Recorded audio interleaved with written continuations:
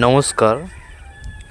আজকে আমি একটি বশীকরণ কাজলের কথা বলবো, যে কাজলটি চোখে দেওয়া মাত্রই যে কোনো ব্যক্তি বশীকরণ হতে পারে, যার দিকে তাকাবেন।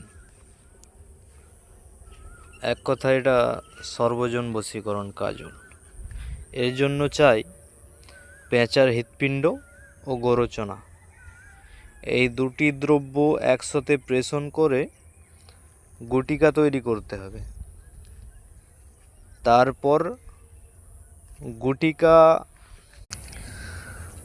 তারপর ওই গুটিকা চোখে কাজল হিসাবে লাগাবে।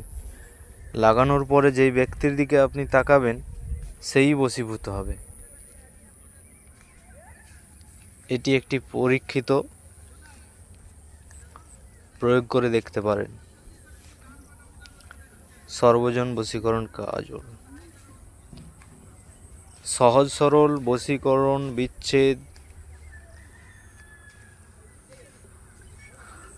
এরকম আরও কিছু ভিডিও পেতে আমাদের চ্যানেলটি সাবস্ক্রাইব করবেন।